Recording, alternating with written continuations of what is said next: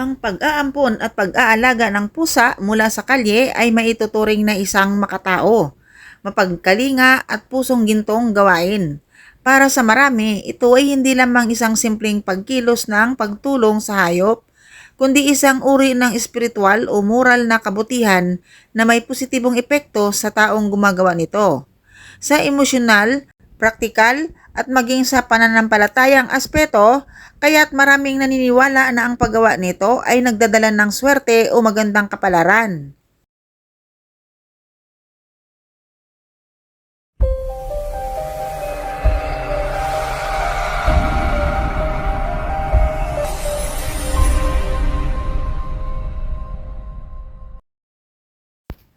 Sa pananaw ng kultura at paniniwala, sa kulturang Pilipino pati na rin sa iba't ibang bahagi ng Asya, may malalim na paniniwala na ang mga hayop, lalo na ang mga pusa, ay may dalang espiritual na enerhiya. May mga matatanda na nagsasabi na kapag nagpakita ang isang pusa sa iyong buhay, lalo na kung ito'y kalye at pinili kang lapitan, ay tila ba may misyon ito, na ikaw ang taong makakatulong dito at sa proseso ng pagtulong mo, ikaw rin ay pagpapalain. May mga pamahiin din na nagsasabing kapag inalagaan mo ang isang hayop ng kusa at bukal sa loob, lalo na kung ito'y galing sa lansangan o nangangailangan, ikaw ay pinipili ng tadhana na tumanggap ng kabutihan o biyaya bilang kapalit. Hindi ito dahil sa gantimpala sa pisikal na anyo, kundi dahil ang kabutihang loob ay parang binhing itinanim at ang swerte ay bunga ng tamang hangarin. Sa praktikal na aspeto, sa mas praktikal na pananaw, ang pag-aalaga ng pusa ay may maraming benepisyo. Una, ito ay nagbibigay ng kasiyahan at emosyonal na suporta. Ipinapakita ng mga pag-aaral na ang pagkakaroon ng alagang hayop ay nakakabawas ng stress, depresyon at anxiety. Ang mga taong may alaga ay mas may pakiramdam ng responsibilidad, layunin at koneksyon. Bagay na nakakatulong sa mental at emosyonal na kalusugan na isang uri rin ng swerte o biyaya sa modernong panahon. Pangalawa, ang pag-aalaga ng isang hayop na dati walang tahanan ay nagtataguyod ng pakikipagkapwa, malasakit at pag-unlad ng sarili bilang mas maunawaing tao. Ang mga mabuting ugaling ito ay kadalasang bumabalik sa atin sa anyo ng mga magagandang oportunidad, ugnayan at tagumpay sa iba't ibang bahagi ng buhay. Sa pananaw ng karma o espiritualidad, marami ring naniniwala sa prinsipyo ng karma na ang mga kabutihang ginagawa mo sa iba, kahit hayop pa ito, ay bumabalik sa iyo sa ibang paraan. Kung ikaw ay walang hinihintay na kapalit at kusa mong inalagaan ng isang hayop na nangangailangan, lumilikha ka ng positibong enerhiya o good karma na maaring bumalik sa iyo bilang swerte, proteksyon o mga hindi inaasahang biyaya. May mga kwento ng mga taong nakaranas ng pag-unlad sa buhay matapos mag-ampo ng hayop o kaya'y nailigtas mula sa panganib dahil sa kanilang alaga. Bagamat maaaring hindi ito literal sa lahat ng pagkakataon, itinuturing itong simbolo na kapag ikaw ay may malasakit, ikaw ay pinoprotektahan o ginagantipalaan ng universo o ng Diyos. Maraming naniniwala at naninindigang swerte ang taong nag-aampon at nag-aalaga ng pusa mula sa kalye, hindi lamang sa aspeto ng pamahiin, kundi sa mas malawak at mas malalim na pananaw sa kabutihang asal, emosyonal na gantimpala at espiritual na biyaya. Ang pagmamahal at ibinibigay mo ay parang ilaw na hindi mo agad makikita ang epekto, pero ito'y unti-unting bumabalot sa iyong buhay sa anyo ng kapayapaan, kasiyahan at mga biyayang hindi mo inaasahan. May mga kasabihan din na ang pag-aalaga ng pusa sa bahay, ang pusa ba ang sumasalo na magkasakit imbis na ang tagapag-alaga niya o may-ari nito ang magkasakit?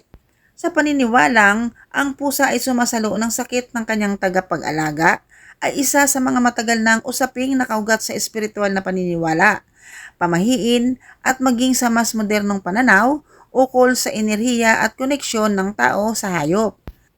Marami ang naniniwala na may malalim na papel ang pusa sa kalusugan at kapakanan ng kanyang tagapag-alaga. Hindi lang sa pisikal, kundi pati sa emosyonal at espiritual na antas. Sa espiritual na pananaw at paniniwala, sa maraming kultura, lalo na sa Asya, Afrika at mga tradisyong katutubo, ang mga hayop ay tinitingnan bilang mga espiritual na tagapagtanggol o energetic guardians. Sa paniniwalang ito, ang pusa ay isang hayop na may kakayahang sumagap, sumipsip at mag-neutralize ng negatibong enerhiya sa kapaligiran. Kabilang na ang enerhiyang dulot ng stress, galit, lungkot o sakit ng isang tao. Sa ilalim ng ganitong paniniwala, kapag ang pusa ay laging nasa tabi ng kanyang amo, lalo na kapag may karamdaman, mabigat ang loob o may pinagdadaan ng emosyonal, pinaniniwalaan na inaabsorb ng pusa ang mabigat na enerhiya na ito, na kung minsan ay nauuwi sa pagkakasakit ng pusa. Sa madaling salita, ang pusa ang sumasalo sa sakit para hindi ito direktang mapunta sa kanyang tagapag-alaga. May mga kasabihan pa nga na ang mga alagang pusa na naging malungkot, nagkasakit o biglang namatay matapos gumaling o gumaan ang pakiramdam sa kanilang amo, na sinasabi ng ilan bilang pagsalo ng masamang enerhiya o kapalit ng buhay. Sa pananaw na ito, ang pusa ay isang tahimik ngunit makapangyarihang tagapagsakripisyo. Sa pananaw mula sa enerhiya at kalusugan ng pag-iisip, kahit sa labas ng espiritual na paniniwala, may ilang konsepto sa alternatibong pananaw ng kalusugan na sumusuporta sa ideya ng energetic transference. Ayon sa ilang energy healers at holistic practitioners, ang mga hayop ay likas na sensitibo sa mga pagbabago sa enerhiya ng kanilang paligid, lalo na ang mga pusa na kilalang mapagmasid at mahinahon ay madaling makaramdam ng emosyonal na tensyon ng mga tao. Kapag ang isang tao ay laging stress o may matinding emosyon, naaapektuhan nito ang pusa.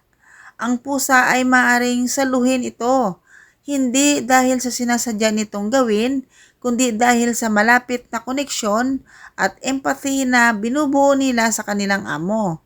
Maaaring mapansin mong ang alagang pusa ay laging sumasama sa iyo kapag ikaw ay malungkot, may sakit o nag-iisa. Isang sinyalis ng kanilang pakikiramay at proteksyon. Ang mga sakit na dumadapo sa tao ay kadalasang iba sa mga sakit ng hayop.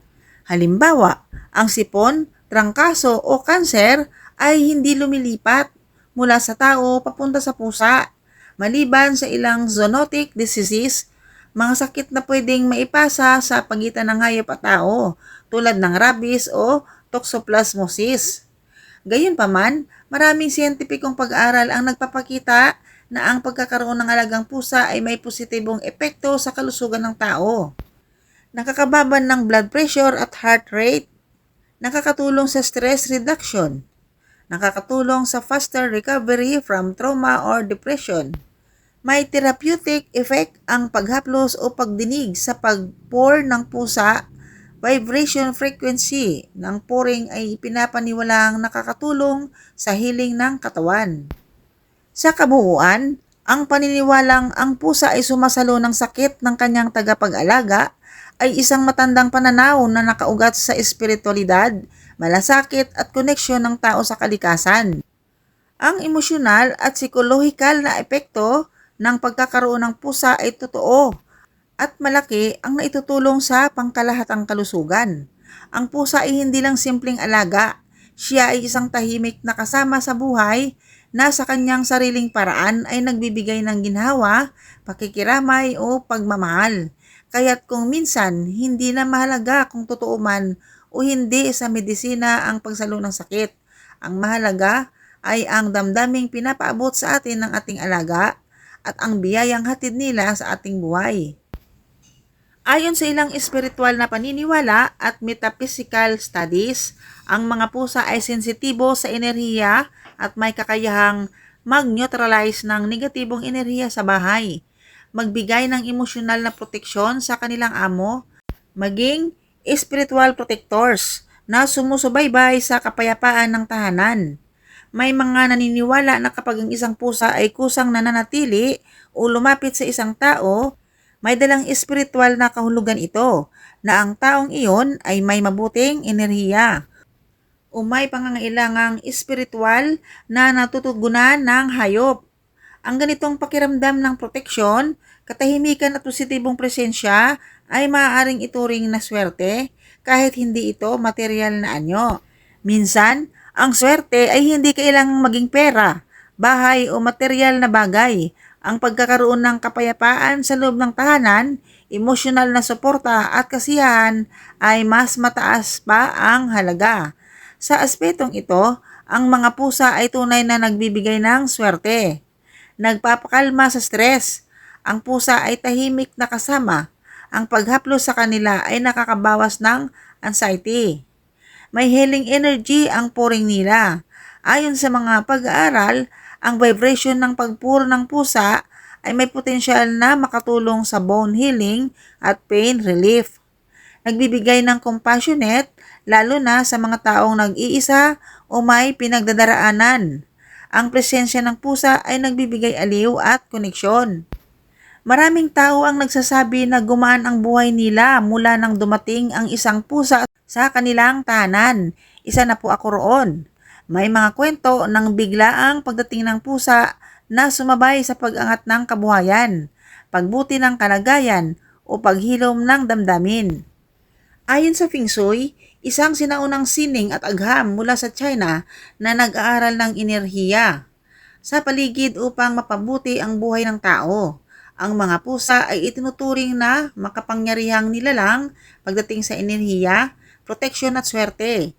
May malalim na paniniwala sa Feng Shui na ang presensya ng pusa sa tahanan ay maaring magdulot ng balanseng enerhiya, pag-alis ng malas, at pag-akit ng magandang kapalaran. Ang pusa ay bilang energy cleanser. Sa Feng Shui, mahalaga ang flow of energy sa loob ng tahanan. Kapag mabigat ang enerhiya dahil sa stress, away o sakit, ito ay nagdudulot ng hindi magandang epekto sa kalusugan, relasyon at kabuhayan. Ang mga pusa ay sensitibo sa enerhiya. Nakikita o naamoy nila ang hindi nakikita ng tao. Kapag may mabigat o negatibong chi sa isang sulok ng bahay, madalas ay doon sila tumatambay. Parang sinasala o sinisipsip nila ang mabigat na enerhiya at tinutulungan itong gumaan. Dahil dito, sinasabing ang pusa ay natural na energy healer at tagalinis ng espasyo. Ang pusa ay minsang itinuturing na tagapagtanggol ng bahay laban sa masasamang espiritu o malas, katulad ng mga windscreen at mirrors na ginagamit upang itaboy ang bad energy. Ang pusa ay gumaganap ng living talisman. Kapag may negatibong bisita o intensyon sa bahay, ang pusa ang unang makakaramdam nito. Minsan makikita mong umiiwas sila o hindi lumalapit sa taong may mabigat na aura. Itinuturing ito bilang sinyalis ng babala sa may-ari ng bahay. Sa pananaw ng Feng Shui, ang pusa ay maaaring maging tagapagdala ng kasaganaan lalo na kung inaalagaan ito ng maayos. Ang pusa ay nauugnay sa likas na karunungan, katalinuhan at pagiging alerto na ayon sa Feng Shui ay mahalaga para sa tagumpay sa negosyo at kabuhayan. Ang mga pusa ay gumagalaw sa bahay na parang sinusundan nila ang enerhiya, kaya't pinapabuti nila ang daloy nito, lalo na kung malaya silang nakakagalaw sa iba't ibang bahagi ng bahay. Ito po ang tip sa Feng Shui. Kapag may alagang pusa, payagang ito ay malayang makagala sa bahay dahil ang paggalaw nito ay sumisimbolo sa paggalaw at sirkulasyon ng positibong chi. Kaya kung ikaw ay may alagang pusa, ayon sa Feng Shui, isa siyang biyayang nagbibigay liwanag, ginhawa at proteksyon sa iyong tahanan. Isang tahimik pero makapangyarihang tagapagbantay ng balanse at swerte.